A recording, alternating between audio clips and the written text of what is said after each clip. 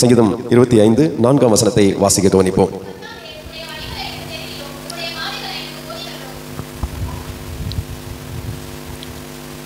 சங்கீதக்காரனாகிய தாவீது ஆண்டவரிடத்துல கேட்கிறாரு, ஆண்டவரே உங்களுடைய வழியை எனக்கு என்ன செய்யுங்க தெரிவிங்க அப்படின்னு கேட்கிறாரு. ஏன் அப்படி கேட்கிறாரு அப்படின்னு பார்த்தா, அநேகமாக அவர் என்ன செய்யறாரு, அவர் வழி தெரியாம நிற்கிறாருன்னு நினைக்கிறேன். அவர் வழி தெரியாம ஒரு விதமான மந்த நிலைமையில எங்க போறது, என்ன செய்வது, யாரை பார்ப்பது அப்படின்னு ஒரு மனுஷன் நிற்பான் பார்த்தீங்களா. நிர்கதியாய் நிற்பதுன்னு சொல்லுவாங்க. அதுக்கு பேர் கைவிடப்பட்ட விடாய்த்து போன ஒரு நிலைமை. வழி தப்பி போன ஆடு நிற்கும், எங்கே போகிறதுன்னு தெரியலையே, திடீர்னு வந்து இங்கே மாட்டிக்கிட்டோமே அப்படின்ற மாதிரி ஏதோ ஒரு சூழ்நிலை ஒரு மனிதனுக்கு உருவாகும். அதே மாதிரி தான் இந்த சங்கீதக்காரனுக்கும் உருவாயிருக்கு. சங்கீதக்காரனுடைய வாழ்க்கை நமக்கு எல்லாருக்கும் தெரியும். பலவிதமான சூழ்நிலை அவருக்கு உருவானது. ஒரு ராஜ்யமே எடுத்து நின்னது, பெத்த பிள்ளைங்க எடுத்து நின்னாங்க. எல்லா சூழ்நிலைகளையும் ஆண்டவர் அவரை தப்புவித்தார். இதுவும் ஒரு சூழ்நிலை தான் நான் நினைக்கிறேன். அதனால தான் ஆண்டவர்கிட்ட கேட்குறாரு, உம்முடைய வழிகளை எனக்கு தெரிவிச்சிருங்கப்பா. சரி, நான் தான் போகிறது எப்படியோ போகிறேன், சரி, ஆனால் எங்கே போனாலும் அடி விழுது, எங்கே போனாலும் பிரச்சனை, எங்கே போனாலும் உயிருக்கும் உத்தரவாதம் இல்லை, எப்படியோ போயிட்டுருக்கு வாழ்க்கை, உங்கள் வழி தான் என்ன, எனக்கு வழியை காண்பீங்க. நிறைய பேர் அப்படி தான் சொல்லுவாங்க, என்னப்பா இங்கே நிற்கிறேன், வழி தெரியாமல் நிற்கிறேன். சிலர்கிட்ட கேட்டால், ஏன்ப்பா சோகமாக இருக்க, என்ன பண்ணுறதுன்னே தெரியல, ஒரு வழியும் புரிய மாட்டேங்குது, வாழ்கிறதுக்கு என்ன பண்ணேன்னு ஒரு வழியாவது கிடைக்குமான்னு பார்த்தா வழியே தெரிய மாட்டேங்குதே, எல்லா பாதையும் அடைச்சது மாதிரியே இருக்குது, மண்டையில் ஒன்றுமே ஓட மாட்டேங்குது சொல்லி நிறைய பேர் சொல்கிறது கேட்பீங்க. உன் எதிர்காலத்தை குறித்து சொல்லுங்கள் அப்படின்னு கேட்டால் எந்த ஒரு ஐடியாவும் இல்லை, எங்கே போகிறது எங்கே வாருதுன்னு தெரியல. இப்படின்னு தான் பலருடைய புலம்பல் இருக்கும். அதே போல் தான் சங்கீதக்காரன் கேட்குறாரு, உம்முடைய வழிகளை எனக்கு தெரிவிச்சிருங்க ஆண்டவரே. இன்றைக்கி வழிகளை தேடுறதற்கு கூகுள் மேப்னு ஒன்று இருக்குது. நீங்கள் சில இடங்களுக்கு போகணுன்னா அந்த கூகுளில் மேப்பை சர்ச் பண்ணிங்கன்னா போக வேண்டிய இடத்த என்ன செஞ்சிடும், சில டைம் காட்டும். அதுவும் சரியான சில டைமில் இருக்காது. உலகம் முழுவதும் வழிகளை ரெடி பண்ணிட்டாங்க. இப்போ ஸ்ட்ரீட் வியூ வரைக்கும் வந்துருச்சு, நம்ம வீடுகள்லாம் பார்க்குற அளவுக்கு இன்றைக்கி வழி வந்துருச்சு. ஆனால் ஆண்டவர் இந்த உலகத்தையே படைச்சவர். ஒரு மனுஷனுக்கு எங்கே போவோம், அவனுடைய வாழ்க்கை முடியும், எங்கே தொடங்கும், எங்கே வாழ்க்கை முடியும், எங்கெல்லாம் போவான், எப்படிலாம் இருப்பான் என்பதை எல்லாம் அவர் ஆதி முதல் அந்த வரைக்கும் அறிந்திருக்கிற தேவன். ஆகவே கூகுளில் சர்ச் பண்ணுறதுக்கு பதிலாக நம்ம ஆண்டவர்கிட்ட தேடணுன்னா நல்ல வழி பிறக்கும். அல்லேலூயா. இன்றைக்கு செய்தியை தான், வழி பிறக்குமா அப்படின்னா நமக்கு வழி பிறக்கும். தேட வேண்டிய இடத்துல தேடினா வழி பிறக்கும். வாசிப்போம். யாத்திராகம புஸ்தகம் 33வது அதிகாரம், யாத்திராகமம் 33:13 வாசிக்கலாம். உம்முடைய கண்களில் இப்பொழுது எனக்கு கிருபை கிடைத்ததானால் நான் உம்மை அறிவதற்கும் உம்முடைய கண்களில் எனக்கு கிருபை கிடைப்பதற்கும் உம்முடைய வழியை எனக்கு அறிவியும். இந்த ஜாதி உம்முடைய ஜனம் என்று நினைத்தருளும் என்றான். கிறிஸ்துவுக்குள் அன்பானவர்களே, இங்க மோசே வந்து ஆண்டவரிடத்துல ஒரு விஷயத்தை கேட்கிறாரு. என்ன கேட்கிறாரு அப்படின்னா, ஆண்டவரே உம்முடைய ஜனங்களை எல்லாம் நான் நடத்திட்டு போகணும், ரொம்ப கஷ்டப்படுறேன், இந்த கிருபையை காட்டிருங்க, இந்த இரக்கத்தை காட்டுங்க, எல்லாம் ஓகே தான், உங்களுடைய வழியை எனக்கு அறிஞ்சிருங்க, ஒரு நல்ல ஒரு வழி காட்டுங்க, எப்படி உங்களை கூட்டிட்டு போகலாம் அப்படின்னு சொல்லி ரொம்ப கஷ்டத்தில் மோசே கேட்குறாரு. என்ன சொல்கிறாருன்னா, உம்முடைய கண்களில் எனக்கு கிருபை கிடைப்பதற்கும் உம்முடைய வழியை எனக்கு அறிவியும். இந்த ஜாதி உம்முடைய ஜனம் என்று நினைத்தருளும் என்றான். அப்போ நான் இஷ்டத்துக்கு இந்த ஜனங்களை எத்தனையோ லட்சம் மக்களை நான் நடத்திட்டு போகணும், தவறான வழியில் நான் கொண்டு போயிடக்கூடாது, அதனால் எனக்கு செம்மையான ஒரு வழி எனக்கு காட்டிருங்க, இந்த ஜனத்தை நடத்துறதுக்கு வழியை காட்டுங்கன்னு சொல்கிறார். இதே மாதிரி தான் சாலமன் ஒரு தடவை ஜெபம் பண்ணுறார். ஆண்டவர் திடீர்னு தரிசனத்தில் தோன்றி, உனக்கு என்ன வேண்டும் மகனே அப்படின்னு சொல்லி கேட்கும் பொழுது அவர் சொல்கிறாரு, ஆண்டவரே இந்த ஜனத்தை நடத்துவதற்கு எனக்கு என்ன செய்யுங்க, ஞானத்தை தந்துருங்கப்பா. நிறைய பேர் அது வேணும், இது வேணும், சொத்து வேணும், சுகம் வேணும், பிள்ளைகள் வேணும், எல்லாமே கேட்டு வாங்கிடுவாங்க. ஆனால் ஒன்றும் கேட்க மாட்டாங்க, இவைகளெல்லாம் நடத்துவதற்கு, இவைகளெல்லாம் ஆளுவதற்கு ஞானம் தாங்க, நல்ல வழி தாங்க அப்படின்னு சொல்லி கேட்க மாட்டாங்க. ஆனால் இந்த சங்கீதக்காரன் மோசே பாருங்க எவ்வளோ கிளியராக இருக்காங்க. பெரிய பதவி கொடுத்துட்டீங்க, இந்த ஜனங்களெல்லாம் கூட்டிகிட்டு போக மிகப்பெரிய பொறுப்பு, தூங்காமல் அயராமல் கவனமாக பத்திரமா இந்த மக்களெல்லாம் கூட்டிகிட்டு போகணும். சின்ன பிள்ளைங்க உண்டு, பெரியவங்க உண்டு, வாலிபர்கள் உண்டு, முதியவர்கள் உண்டு, கர்ப்பிணிகள் உண்டு, எல்லாரையும் ஒரு லெவலில் வழி நடத்தணும், ஒரு சரிசமமாக வழி நடத்தணும். எப்படி நடத்துறதுன்னு தெரியாது. ஆகவே எனக்கு ஒரு வழியை நீங்கள் காண்பி தரலணும் அப்படின்னு சொல்லி கேட்குறாரு. மூன்றாவது சங்கீதம் 5:8 வாசிக்கும் பொழுது, சங்கீதம் 5:8 சங்கீதக்காரர் கேட்குறாரு, கர்த்தாவே என் சத்துருக்களின் நிமித்தம் என்னை உம்முடைய நீதியிலே நடத்தி எனக்கு முன்பாக உம்முடைய வழியை சபைப்படுத்தும். அடுத்து சத்துருக்கள் நிறைந்த ஒரு பகுதியில் அல்லது சுற்றி நமக்கு எதிரிகளாக இருக்கும் பொழுது நம்மளுடைய வளர்ச்சியை விரும்பாத மக்கள் மத்தியில் நான் வாழ்ந்துக்கிட்டு இருக்கிறேன். ஆகவே எனக்கு ஒரு வழியை நீங்கள் காண்பி தரல வேண்டும். சத்துருக்கள் மத்தியில் ஒரு வழி.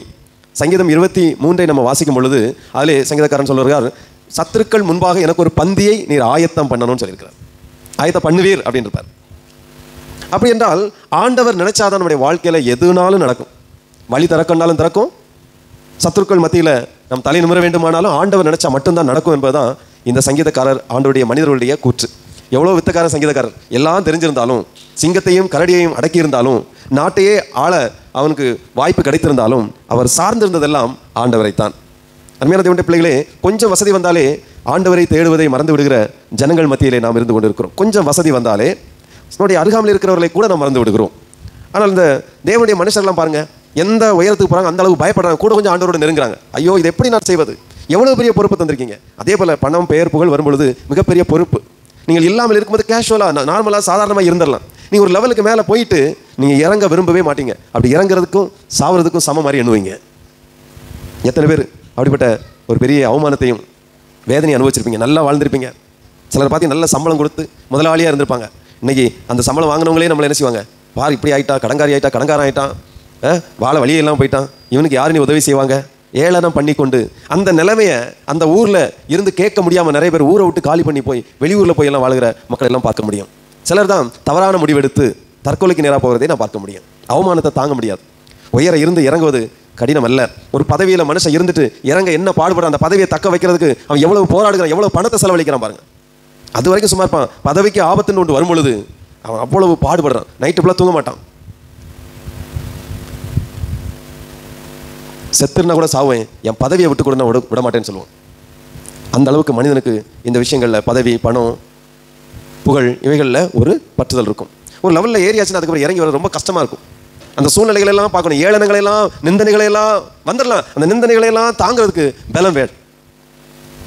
அப்படித்தான் இவரும் சத்துருக்கள் மத்தியில் எனக்கு ஒரு வழியை உண்டு பண்ணுங்கன்னு சொல்லி சங்கீதக்காரர் கேட்கிறாரு. அடுத்து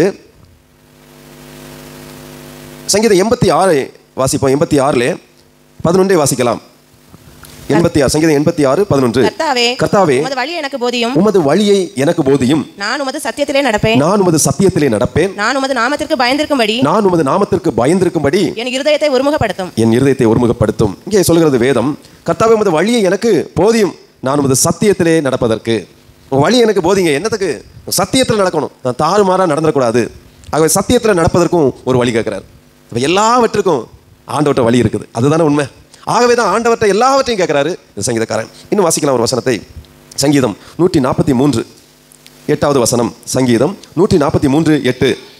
அதிகாலையில் உமது கிருபையை கேட்க பண்ணும், உம்மை நம்பி இருக்கிறேன், நான் நடக்க வேண்டிய வழி எனக்கு காண்பியும். ஆமென். அப்ப இவர் என்ன கேட்கிறாருன்னா, நான் நடப்பதற்கு வழியை காட்டுங்க, தாறுமாறா நடந்துடக்கூடாது, நடப்பதற்கு ஒரு வழியை கேட்கிறார். கிறிஸ்துவுக்குள் அன்பானவர்களே, இதுலேருந்து என்ன நம்ம கற்றுக்கொள்கிறோம் அப்படின்னா, நாம் ஒவ்வொரு தொழிலும் ஒவ்வொரு விதமாக இருக்கும். ஒவ்வொருவருக்கும் ஒவ்வொரு வித்தியாசமான தொழில்கள் இருக்கலாம், வேலைகள் இருக்கலாம். ஆனால் ஒவ்வொன்றும் ஒவ்வொரு விதமான கடினமானது. பலருக்கு அது செஞ்சால் நல்லாயிருக்கும், இது செஞ்சால் நல்லாயிருக்கும் தோணும். ஆனால் ஒவ்வொன்றிலையும் என்ன இருக்குது, ஒரு கடினமான விஷயங்கள் இருக்கிறது. அப்போ எல்லாவற்றையும் சமாளிப்பதற்கு ஒரு நல்ல ஒரு வழி வேணும். அது ஆண்டவர்கிட்ட இருக்குது. அப்போ நாம் எல்லாவற்றுக்கும் ஆண்டவர்கிட்ட போய் நிற்பது உன்னதம். இன்னொரு வசனத்தை வாசிக்கலாம். நீதிமொழிகள் 16:25 இவ்வாறாக சொல்கிறது, மனுஷனுக்கு செம்மையாய் தோன்றுகிற வழிகள் உண்டாம். மனுஷனுக்கு செம்மையாய் தோன்றுகிற வழியுண்டு, அதன் முடிவோ மரண வழிகள். இங்க ஞானி சொல்றாரு, மனுஷனுக்கு எதை பார்த்தாலும் நல்லா இருந்த மாதிரி இருக்கும், நல்லா இருக்குன்னு சொல்லி தான் நிறைய பேர் ஏமாந்து போயிடுறாங்க. அப்போ நல்ல வழியாக தான் தெரிஞ்சு எடுக்கிறாங்க. நிறைய விஷயங்கள், நிறைய பொருட்கள் எடுத்து ஏமாந்துறவங்க உண்டு.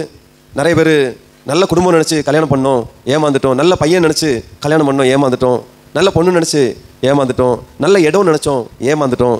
நல்ல வாகனம் நினச்சோம், ஏமாந்துட்டோம். நல்ல வேலையை நினச்சி தான் இதில் இந்த துறையை தேர்ந்தெடுத்தேன், நல்ல படிப்புன்னு இதை தேர்ந்தெடுத்தேன், ஏமாந்துட்டேன். அப்படி சொல்லி நிறைய விஷயங்களை நாம் ஏமாந்தது உண்டு. அதே போல் ஞானி சொல்கிறாரு, மனுஷனுக்கு செம்மையாக தோன்றக்கூடிய வழிகள் எல்லாம் நிறைய உண்டு, அவைகளின் முடிவு என்னவா இருக்குமா, மரணமாக இருக்கும் என்று சொல்லப்பட்டிருக்கிறது. அப்போ இதுக்கு என்னதான் வழி அப்படின்னு சொல்லி பார்த்தாச்சுன்னா, எரேமியா 6:16 இவ்வாறாக சொல்கிறது. எரேமியா 6:16. வழிகளிலே நின்று பூர்வ பாதைகள் எவை என்று கேட்டு விசாரித்து நல்ல வழி எங்கே என்று பார்த்து அதிலே நடவுங்கள், அப்பொழுது உங்கள் ஆத்துமாவுக்கு இளைப்பாறுதல் கிடைக்கும் என்று கர்த்தர் சொல்லுகிறார். அவர்களோ நாங்கள் அதிலே நடக்க மாட்டோம் என்கிறார்கள். கிறிஸ்துவுக்குள் அன்பானவர்களே, அப்போ நம்மளால் வழி என்ன செய்ய முடியல, சரியாக தேர்ந்தெடுக்க முடியலை. அப்போ என்ன செய்யணுமா, நீ வழிகளில் நில்லுங்க. முதல்ல அந்த வழியில் போனால் நல்லாயிருக்கும், இந்த வழியில் போனால் நல்லாயிருக்கும், பின்னாடி போனால் நல்லா இருக்கும், அங்கே போனால் நல்லா இருக்கும் சொல்லி ஒவ்வொருத்தரும் சொல்கிற பாதைகளில் போயிட்டே இருக்காதீங்க. ஆயுசு முடிந்துடும், உங்கள் வாழ்க்கை முடிஞ்சிடும். நீங்கள் ஒரு காரியத்தை செய்யறதுக்கு முன்னாடி நில்லுங்க, முதல்ல நிதானமாக நில்லுங்க ஒரு இடத்துல அப்படின்னு எரேமியா தீர்க்கதரிசி மூலம் ஆண்டவர் சொல்லுகிறார். வழியிலே நில்லு, நீ எங்கே போய் அங்கே நில்லு. முதல்ல நடந்துக்கிட்டே தேடாத, வழி பிறக்காது. நீங்கள் நில்லுங்க, நின்று பூர்வ பாதைகள் எவை என்று கேட்டு விசாரிங்க. சில இடத்துல ஃபேக்கான பாதை இருக்கும், பொய்யான பாதை. சும்மா திடீர்னு ஒரு பாதை எதுக்கோ ஒன்று உருவாக்கி வச்சிருப்பாங்க. அதில் போய் நின்றுட்டா முட்டு சந்தை போய் நிற்க வேண்டியது இருக்கும். அவங்க ஏதோ ஒரு காரியத்திற்காக, ஒரு கட்டடம் கட்டுவதற்காக, ஒரு பாலம் கட்டுவதற்காக ஒரு வழியை உருவாக்கி வச்சிருப்பாங்க. நம்ம கொண்டு வாகனத்தை நிறுத்தி வச்சுட்டு அங்கே போனால் வழி இருக்காது. நிறைய இடத்துல பாதை கட்டாயம் இருக்கும். ஆக நின்று அந்த லோக்கலில் உள்ள மக்கள்கிட்ட விசாரிங்க, இதில் வழி உண்டா, இந்த வழியாக போனால் போக முடியுமா, கொஞ்சம் விசாரிக்கலாம். அப்போ அந்த நேரம் விசாரித்தா நேரம் மிச்சம், நம்முடைய செலவுகள் மிச்சமாகும், நல்ல வழி கிடைக்கும். அதான் இங்கே எரேமியா தீர்க்கதரிசி சொல்கிறார், வழிகளிலே நின்று பூர்வ பாதைகள் எவைகள் என்று கேட்டு விசாரிங்கன்னு சொல்கிறாங்க. எதுப்பா பூர்வ பாதை? பழைய தேவ மனிதர்கள்லாம் எப்படி போனாங்க, எப்படி தன்னுடைய வாழ்க்கையை நடத்துனாங்க, எப்படி ஊழியத்தை நடத்துனாங்க, எப்படி குடும்பத்தை நடத்துனாங்க சொல்லி கேட்டு விசாரிங்க. விசாரித்து அதில் நல்ல வழி எங்கே என்று பார்த்து, நீங்கள் பழைய ஏற்பாடுகளில் பார்த்தீங்கன்னா தேவ மனிதர்கள் தவறான வழியை தேர்ந்தெடுத்ததுனால எவ்வளோ கஷ்டப்பட்டிருப்பாங்க. சின்ன சின்ன மிஸ்டேக்னால எவ்வளவு தூரம் அவருடைய வாழ்க்கை அலைஞ்சிருக்கும்னு சொல்லி நம்மளால் உணர்ந்து கொள்ள முடியும். அதே போல் நம்ம அவைகளெல்லாம் பார்த்து நல்ல வழி எங்கே என்று பார்த்து அதிலே நடவுங்கள். நல்ல வழியை தேடுறதா இப்போ பிரச்சனையாக இருக்குது. எல்லாருக்கும் எனக்கு ஒரு நல்ல வழி பிறக்காதான்னு சொல்லி நம்ம சாதாரண கல்லையும் மண்ணையும் வணங்க கூட நான் ரெடியாக இருக்கேன். எதுக்காக? நல்ல வழி பிறக்கும். நான் யாருக்கு காலில் வேண்டாலும் விடுறேன். அவன் ஆளை பற்றி கவலை இல்லை, பொருளை பற்றி கவலை இல்லை, இடத்தை பற்றி கவலை இல்லை, எனக்கு வழி பிறக்கும்னா எதையும் நான் செய்ய ரெடி அப்படின்ற ஒரு நிலைமைக்கு வந்துட்டாங்க. நேற்றைய தினம் ஒரு வீடியோ பார்த்தேன். அதில் பார்த்தீங்கன்னா ஒருத்தர் ஒரு பெரிய ஒரு மாலையை வாங்கி போட்டிருந்தார். அப்போ சக நண்பர் சொல்கிறாரு, என்னப்பா மாலையெல்லாம் புதுசாக இருக்குது அப்படின்னு போட்டார். கேட்டார். உடனே இவர் சொன்னார், இதெல்லாம் சாதாரண மாலை இல்லை, இதெல்லாம் சாதாரண மாலை இல்லை, இதெல்லாம் மந்திரிச்சு போட்ட மாலைகள். இதை போட்டால் என்ன நடக்கும்? இதை போட்டால் எனக்கு நல்ல காலம் பிறக்கும், நல்ல வழிகள் கிடைக்கும், வாழ்க்கையில் முன்னேறலாம் சொல்லி இவர் அடிக்கிட்டே போகிறார். உடனே தான் இவர் சொல்கிறாரு, சரி இந்த மாலை செய்கிறவன் என்ன பண்ணுறான்னு கேட்டார். இந்த மாலை உனக்கு வித்துருந்தாலும் அவன் என்ன பண்ணுறான்னு கேட்டார். அவன் இன்னும் அங்கே தான் வித்துட்டு இருக்கான் அப்படின்ட்டு. எத்தனை வருஷமாக வித்துட்டு இருக்கான்? அவன் ரொம்ப வருஷமாக வித்துட்டு இருக்கான். நீ இன்னும் 10 வருஷம் கழிச்சுப்பா அவன் அதை தான் வித்துட்டு இருப்பான். ஆனால் எத்தனையோ பேருக்கு இந்த மாலையை வித்துருப்பான் இல்லையா? ஆனால் அவனுக்கு ஒரு நல்ல காலம் பிறக்கவே இல்லையே அப்படின்னு சொல்லி கேட்டாங்க. இப்படி தான் எவ்வளோ ரூபா கொடுத்தேன், இவ்வளோ ரூபா கொடுத்தேன், பார்த்தியா, பேசாமல் போய் நல்லா வேலை செய், உழை, சம்பாதி, கடன் அடை, நல்ல காலம் உனக்கு பிறக்கும் அப்படின்றப்பல. இல்லை எனக்கு ஒரு ஃபோன் வந்துச்சு, ஒரு பல வருடங்களுக்கு முன்னாடி 2012-13 இருக்கும். ஃபோன் பண்ணி, நாங்கள் ஒரு தாயத்தை வச்சுருக்கோம், ஏதோ ஒரு $1 தாயத்தோன்னு சொன்னாங்க. அதை உங்கள் வீட்டில் வாசலில் நீங்கள் ஒட்டி வச்சிங்கன்னா உங்கள் வாழ்க்கை அமோகமாக இருக்கும். அதே நாங்கள் பேக்கேஜில் இன்னொன்று அனுப்புவோம், அதை நீங்கள் உங்கள் ரூமில் அங்கே வைங்க இங்கே வைங்க வச்சா வாழ்க்கை சூப்பராகிடும் அப்படின்னு சொல்லி. அப்போ நான் கேட்டேன், நீங்கள் எவ்வளோ சம்பளம் வாங்குறீங்கன்னு கேட்டேன். அது ஒரு குறிப்பிட்ட 8,000 சொன்னாங்க. முதல்ல நீங்கள் வாங்கி வைங்க, உங்கள் வாழ்க்கை நல்லா இருந்துச்சுன்னா அடுத்து மாற்றிக்கலாம். சரி இந்த டாலர் செய்கிறவன் என்ன பண்ணுறான்னு கேட்டேன். எப்படியே கேட்டேன், நம்ம என்ன பண்ணுறது, டாலர் எங்கே இந்த கடவுள் செஞ்சு அனுப்புனாரா இல்லை கடவுளுக்கு ஏஜென்ட் யாரும் இங்கே இருக்காங்களான்னு கேட்டேன். சரி இந்த டாலர் ஏன் நீ விற்கிறீங்கன்னு கேட்டேன். அடுத்த கேள்வி, அது இதை விற்கணும்ல, எல்லாருக்கும் நல்லது நடக்கணும்ல, முதல்ல உங்கள் ஓனருக்கு நல்லது நடக்கிறதுக்கு தான் இப்படி டாலர் வைக்கிறாரு, சரி தானே? அப்போ அந்த டாலரை வச்சாலே அற்புதம் நடக்கும், அந்த ஓனரை வச்சுட்டு பெரிய ஆள வேண்டியதானே, மற்ற ஆளு ஃப்ரீயாக கொடுக்க வேண்டியதானே. இல்லை இது சாமிக்கிட்டேருந்து செஞ்சு வாங்கினது, சாமிக்கிட்டேன்னா அப்படி ஏதோ சொன்னாப்ல. சரி அப்போ சாமிக்கிட்டேன்னா மேலே லோகத்தில் தான் வந்திருக்கும், என்ன உலகத்தில் செஞ்சது, எந்த வழியாக வருது, ஃப்ளைட் மூலமாக வருதா, வேறு எதாவது ரெடி பண்ணுறீங்களான்னு கேட்டேன். பல கேள்வி கேட்டேன். அந்த மாதிரி வேலையை வேண்டாம்னு விட்டு போயிருக்கும். புரிஞ்சா உங்களுக்கு? அங்கே வேலை 3000 ரூபாயா, நான் பணம் அனுப்பியாச்சுன்னா சரி போஸ்டரில், அப்போ போஸ்டரில் வரும், பணம் கட்டி நீங்கள் வாங்கிடணும். எத்தனை பேர் ஏமாந்தாங்க தெரியாது. 10 பேர் வாங்கினா 30,000 ரூபா, 100 பேர் வாங்கினா 3 லட்சம் ரூபா. இந்தியா முழுவதும் ஃபோன் கால் போயிருக்கும். எத்தனை பேர் ஏமாந்தாங்கன்னு தெரியாது. நம்ம வீட்டில் எத்தனை பேர் வீட்டில் டாலர் இருக்குன்னு தெரியாது. வாசல் இருக்கா, எங்கெங்கே இருக்குது, எங்கே இருக்குது, எத்தனை மாலை இருக்குது, எத்தனை கயிறு இருக்குது, இப்படி வாங்கி பணம் கொடுத்து ஒன்றும் இல்லாத மாலைகளை இப்படி வாங்கி கயிறையும் வாங்கி வச்சு நல்லது நடக்கும் நல்லது நடக்கும் நல்லது நடக்கும் நல்லது நடக்கும் மயிலிறகு குட்டி போடுன்னு சொன்ன கதையாட்டு அது ஒரு நாளும் குட்டியும் போடாது. இந்த மாலை வச்சிருக்கிறதுல ஒரு நன்மையும் நடக்காது. அப்போ வழி எதுன்னு தேடணும், அப்போ தான் வாழ்க்கையில் நல்லது நடக்கும். கரங்களை தட்டி கர்த்தரை ஸ்தோத்திரிப்போம். அப்போ நல்ல வழி என்னது எது என்று விசாரித்து போங்க. முட்டாள்தனமான வேலைகளை நம்ம செய்யவே கூடாது. அறிவாண்டவர் தந்திருக்காருல, எப்படிங்க இந்த செயலை கும்பிட்டா நல்லா நடக்கும், எப்படிங்க இந்த கல்லை கும்பிட்டா நல்லா நடக்கும், எப்படிங்க இந்த மரத்தை கும்பிட்டா நல்லா நடக்கும் கேள்வி கேட்கணும். நம்ம எப்படிங்க இந்த மாலை போட்டால் மட்டும் நல்லா நடக்கும் அப்படின்னா யாரும் எந்த வேலையும் செய்ய வேண்டிய அவசியம் இல்லை. வழி நம்ம ஏதோ ஒன்று பண்ணினா தான் இந்த உலகத்தில் ஏதோ ஒன்று பெற்றுக்கொள்ள முடியும், சும்மா அதுவும் பெற்றுக்கொள்ள முடியாது. ஆகவே உங்களுடைய பயத்தையும் உங்களுடைய நம்பிக்கையை வைத்து நிறைய பேர் பிழைப்பு நடத்தி கொண்டிருக்கிறதுல நீங்கள் சிக்கிக்கொள்ளாதீங்க. அவன் நல்லா வாழ்ந்துக்கிட்டே இருப்பான். இப்போ ஏமாற்றப்பட்டு வந்ததுனால நாம கம்ப்ளைண்ட் பண்ண மாட்டோம், அவன் ஏமாற்ற நம்ம விட மாட்டோம். ஆனால் நம்மள போய் பம்பில் போய் மாட்டிக்கிட்டோம், அதனால் நம்ம யார்ட்டையும் சொல்ல மாட்டோம். நான் ஏமாந்துட்டானே யார்ட்டையும் சொல்ல மாட்டேன்.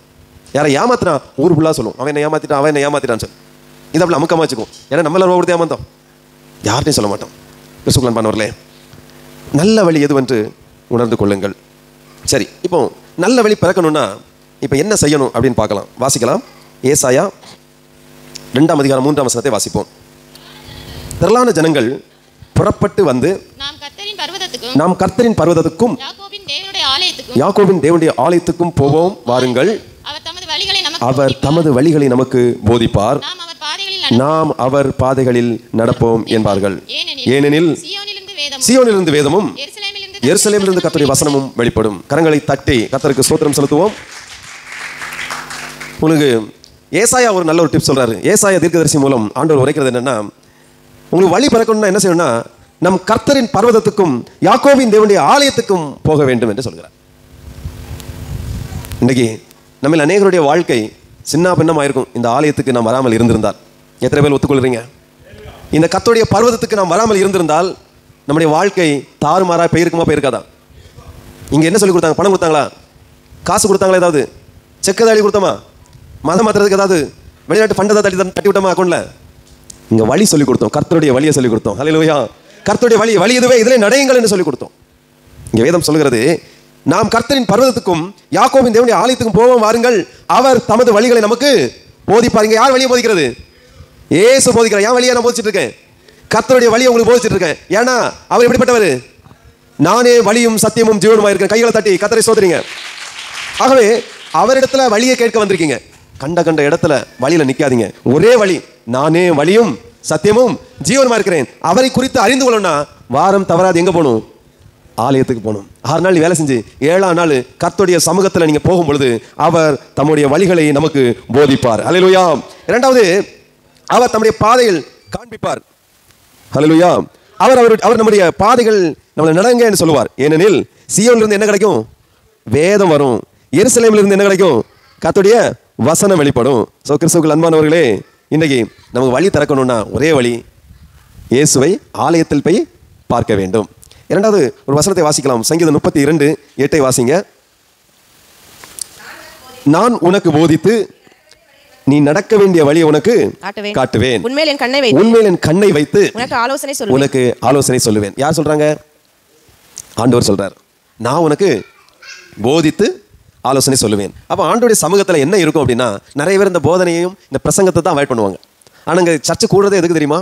ஆண்டோடைய வசனத்தை கேட்பதற்கு. இதை நம்ம நிறைய மறந்துட்டோம். வசனத்தை நிறைய கேட்க கேட்க உங்களுக்கு வாழ்க்கையில் வாழ்வதற்கு வழி கிடைச்சிக்கிட்டே இருக்கும். கரங்களை தட்டி கர்த்தரை ஸ்தோத்திரிப்போமா? ஹல்லேலூயா! நம்ம அப்படியே இருக்கிற இடத்துல எழுந்து நிற்போம்.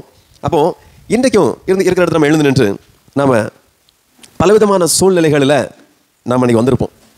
இந்த சங்கீதக்காரனை போல, இந்த மோசையை போல, இந்த சாலமன் போல பலவிதமான சூழ்நிலை. ஊரில் எல்லாம் ஏளனம் பேசியிருப்பாங்க, சுற்றி சத்துருக்கள் நிற்பாங்க, இன்னும் நம்முடைய எதிராளிகள் நிறைஞ்சிருப்பாங்க. பொறாமை, எரிச்சல், வளரக்கூடாதுன்னு நினைக்கிறவங்க மத்தியில் நீங்கள் இருக்கீங்களா? இல்லை உங்கள் வேலைக்காரங்களே உங்களை நிந்திச்சிட்டு இருக்காங்களா? உங்களுக்கு எந்த சூழ்நிலை? ஒரு குறிப்பிட்ட லெவல்லேருந்து நீங்கள் இறங்கி நிற்கிறீங்களா? இப்போ அவமானத்தோட நிந்தையோடு நிற்கிறீங்களா? ஐயோ நான் நீ என்ன செய்ய போறேன்னு சொல்லி வழி இல்லாமல் நிற்கிற உங்களுக்கு தான் ஆண்டவர் இன்றைக்கு பேசியிருக்கிறார். வழி பிறக்கும், நல்ல காலம் பிறக்கும், நீ சரியான இடத்துக்கு வந்திருக்கிறாய் என்பதை ஆண்டவர் மறுபடியும் உணர்த்துகிறார். வழி பிறக்கும் என்று சொல்லுகிறார். கிறிஸ்துவுக்குள் அன்பானவர்களே, கண்களை மூடி இருக்கிற இந்த தருணத்தில் அப்பாவை பார்த்து கேளுங்க. இயேசு சொன்னாரு, நானே வழியும் சத்தியமும் ஜீவனுமாய் இருக்கிறேன்னு சொல்லி யோவான் 14:6 சொல்லியிருக்கிறார். இப்போ நான் வழிங்கன்னு சொல்லும் பொழுது உன்னுடைய ஒரு காரியத்துக்கு மட்டும் இல்லை, உன்னுடைய எல்லா காரியத்துக்கும் நான் வழியை உண்டு பண்ணுவேன்னு சொல்றேன். எந்த காரியமா இருந்தாலும் சரி, நீ கண்ணை மூடி இருக்கும்போது ஒன்னே ஒன்று கேளுங்க.